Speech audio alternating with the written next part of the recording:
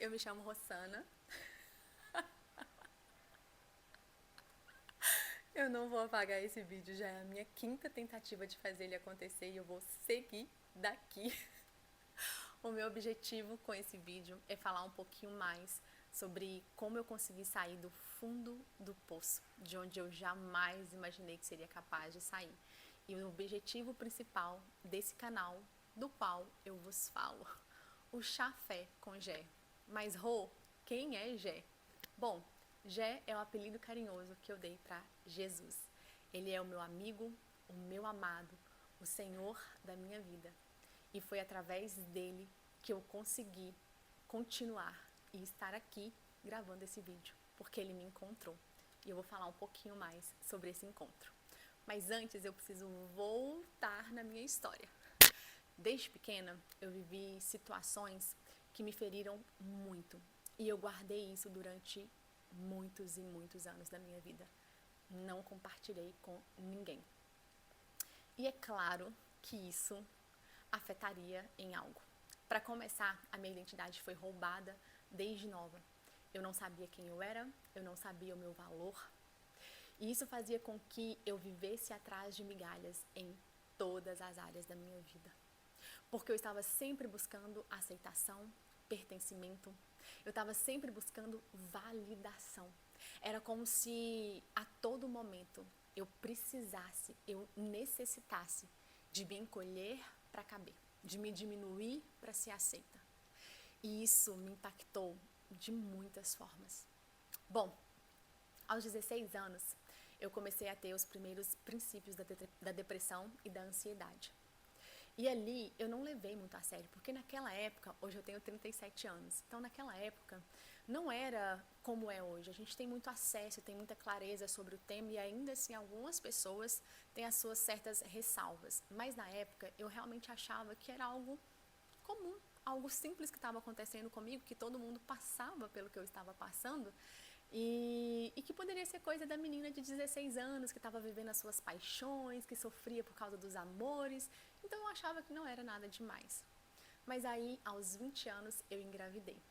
Quando eu engravidei, eu tive o meu primeiro baque. Ali eu entendi que algo mais sério estava acontecendo comigo. Mas ainda assim, eu não tinha tido total clareza do que era. Quando os meus pais se separaram, mais ou menos uns 2, 3 anos depois da minha filha nascer, foi quando realmente o meu mundo desabou.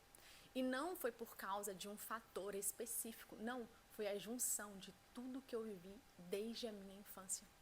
Eu fui acumulando muitas feridas, muita rejeição, eu guardava tudo para mim, não compartilhava, não pedia ajuda. E quem estava do lado de fora achava que eu era a pessoa mais feliz do mundo, porque eu estava sempre com um sorriso no rosto. Eu era aquela pessoa que chegava nos ambientes e eu movimentava os ambientes. Não tinha como não saber que eu tinha chegado, porque eu fazia brincadeiras, a gente ria, eu dava gargalhadas, mas ninguém sabia o que acontecia comigo quando eu deitava a minha cabeça no travesseiro. Bom, esses anos foram difíceis. Eu fui diagnosticada com depressão, com TAG, que é o transtorno de ansiedade generalizada. Passei a tomar muitos remédios. Eu tomava remédio debaixo da língua, eu tomava remédio para depressão, para ansiedade, para induzir o sono, e mesmo assim eu passava noites e noites em claro. Eu chorava muito em posição fetal, clamando a Deus para que Ele pudesse me fazer dormir, porque eu não conseguia pregar o olho. Quando eu ia dormir, na verdade eu ia cochilar, umas 5 horas da manhã, 6 horas da manhã, logo em seguida o despertador tocava e eu precisava de seguir com a minha rotina. Muitas vezes eu precisei de controlar as minhas crises de TAG, porque eu lembro que uma vez a Lava era pequenininha e eu acabei tendo uma crise na frente dela e ela ficou muito assustada. E ali eu comecei a repreender as minhas crises para que ela não pudesse viver aquilo ali, sabe? Eu queria proteger ela daquilo que estava acontecendo comigo. Então a maioria das pessoas não percebiam o que estava acontecendo, mas na verdade, quando eu estava dirigindo o carro, eu perdi os movimentos do meu braço. Na verdade, quando eu estava no meio de uma festa, do nada, eu começava a sentir falta de ar, sensação de desmaio e muito aquela percepção como se fosse a morte, sabe? Era muito isso. Pouquíssimas pessoas tiveram acesso a esse lado da Rossana, porque eu não mostrava. Muitas vezes eu saía das festas sem falar nada, muitas vezes eu me retirava dos ambientes e ali eu tinha a crise, na hora que ela passava, eu voltava com um sorriso no rosto. Nem sempre era rápido, às vezes demandava mais tempo. Mas eu tive que parar o meu carro no meio de uma avenida da Afonso Pena, lá em Belo Horizonte. E na época, o meu namorado precisou de me buscar, porque eu não tinha condições de chegar em casa. Eu tive um blackout, as minhas vistas apagaram e eu não conseguia mais seguir dirigindo. Eu ia quase toda semana para o hospital. Eu sempre tinha crises, dor por todo o corpo. Os médicos faziam uma série de exames e nada eles conseguiam encontrar. Bom, falando assim, parece que foi muito simples, mas não foi. Eu vivi um verdadeiro caos. Era terrível estar sorrindo por fora e de noite, quando eu deitava a minha cabeça no travesseiro, muitas coisas passavam na minha cabeça.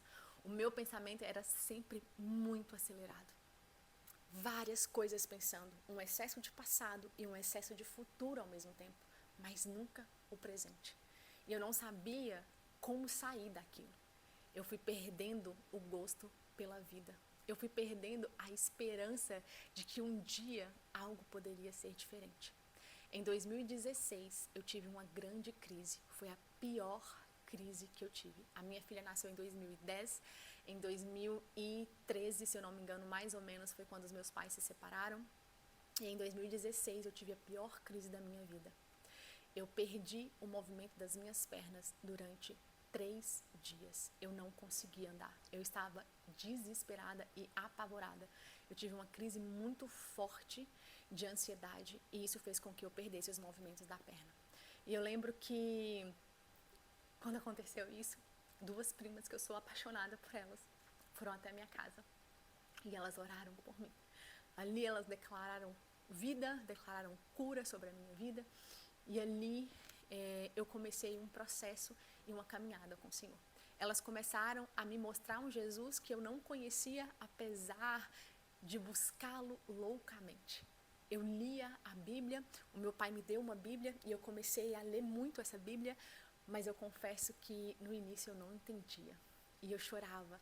Essa Bíblia minha, ela é marcada com vários amassadinhos de lágrima, muitos beijos. Eu chegava da balada e eu dava muitos beijos ali na Bíblia, falando do meu amor pelo Senhor e clamando para que Ele pudesse me revelar o amor dEle. A verdade é que durante toda a minha vida, eu comecei a buscar em pessoas, em lugares, em status, em baladas, em bebidas, em tudo que o mundo, de uma forma geral, tem a nos oferecer, em viagens. Eu comecei... E aqui é importante falar que muitas coisas não são lícitas, né? Muitas coisas a gente pode viver. Mas era como se eu tivesse uma busca incansável por preencher os vazios da minha alma, sabe? E ali eu buscava tudo que de alguma forma pudesse preencher esse vazio. Às vezes era adrenalina, às vezes era a bebida, às vezes eram relacionamentos e aquela necessidade de ser amada de verdade. Eu acho que no fundo, era o que eu mais queria. Era ser amada, era me sentir segura, protegida, era poder ser vulnerável perto de alguém. Porque tudo que eu vivi fez com que eu entendesse que era necessário ser forte o tempo todo. Eu cresci vendo mulheres fortes ao meu redor. A minha mãe é uma mulher muito forte. Então, eu entendi que esse era o modelo, que eu precisava de ser forte o tempo todo, porque se eu não fosse forte o tempo todo, talvez eu teria fracassado. Mas a verdade é que eu comecei a desistir da vida. E eu cheguei no fundo do poço. Eu já não tinha mais expectativa. Eu já estava... Eu não lembro se na época eu tinha 27 para 28 anos, mas eu já estava me sentindo velha. Velha para sonhar, velha para construir uma vida profissional, velha para poder ter um relacionamento, velha para poder conquistar os meus sonhos. Eu já estava me sentindo atrasada, Sabe, quando eu olhava para as minhas amigas, quando eu olhava para as minhas primas, quando eu olhava para as pessoas ao meu redor, eu via elas seguindo a vida, eu via elas conquistando coisas que eu queria conquistar, eu via elas vivendo coisas que eu queria viver e eu me sentia ficando para trás. Só que não era um ficar para trás que te impulsiona a querer também, a lutar. Não, para mim não tem mais saída. Eu tinha perdido a esperança de viver porque tudo que eu passei foi muito difícil. Eu não sei nem te falar as inúmeras vezes que eu estava deitada em posição fetal no chão do meu quarto, urrando de chorar. Eu não sei nem te falar as inúmeras vezes que eu me senti muito sozinha. As inúmeras vezes que eu não me senti amada, as inúmeras vezes que eu só queria um colo, um lugar para poder desabar. Mas a verdade é que eu nem sabia pedir ajuda. E aí eu comecei a entrar nesse lugar de não acreditar mais que seria possível continuar vivendo da forma como eu estava. Foi quando eu tive aquela crise em 2016 e eu comecei uma caminhada de descobrir sobre Jesus. Eu preciso confessar que não foi do dia para a noite que as coisas aconteceram. Na minha vida, na experiência que eu tive, foi um processo. Foram anos onde eu precisei confiar totalmente e completamente nele. Mas ele conseguiu me enxergar e me encontrar no fundo do poço. Sabe aquele lugar que você chega e que você acha que ninguém mais vai ser capaz de te encontrar? Para mim, era impossível que alguém conseguisse enxergar e entender o que eu estava vivendo. Para mim, era impossível alguém me tirar do fundo do poço que eu estava. Mas ele conseguiu me encontrar nesse lugar. Eu comecei uma vida com o Senhor. Ele começou a transformar a minha vida. Eu já fedi a morte quando ele me encontrou. Essa é a verdade, eu já não tinha nem mais vontade de viver. Pra que viver? Eu já tinha sofrido tantas coisas, eu já tinha passado por tantas coisas, eu já estava com 20 e tantos anos, eu não tinha conquistado nada na minha cabeça, em nenhuma área da minha vida, e eu me sentia a pior das piores pessoas que podia existir no mundo. Mas ele me encontrou. E aonde cheirava morte, ele superabundou a vida. E nele eu fui sendo saciada. Nele eu fui sendo restaurada, redimida. Ele foi me mostrando o meu valor. Então aquela menininha que antes aceitava migalhas, hoje entende o valor que ela tem. E não num lugar de soberba, não é isso. Não num lugar de eu mereço mais, não é isso, é só no lugar de filha amada, sabe? No lugar de alguém que encontrou o olhar do seu amado, um lugar de alguém que foi encontrada por ele e amada por ele mesmo na minha pior fase. Ele me aceitou, ele me amou, ele me curou, ele me deu de beber, ele me deu de comer, ele trocou as minhas vestes, ele me deu vida. Ele me deu sonhos, ele me deu novas expectativas, ele curou a minha identidade, ele sarou as minhas feridas quando eu não tinha nada para oferecer. E hoje é impossível eu não falar sobre isso. É lógico que aqui é só um recorte do meu testemunho, ele é muito maior do que isso. E a ideia é que eu consiga trazer tudo que eu vivi durante esses anos, já são 11 anos de caminhada com o Senhor e 9 anos que eu declarei Ele na frente de muitas pessoas como meu único Senhor e Salvador. E desde então, a minha vida transformou. Foi um processo, não foi do dia para a noite, mas Ele trabalhou em cada uma das coisas que Ele precisava trabalhar. E eu tenho muitos testemunhos para poder contar, eu tenho muitas coisas para poder compartilhar sobre o que Ele fez na minha vida. Eu saí do fundo do poço, fedendo a morte, e hoje eu exalo vida.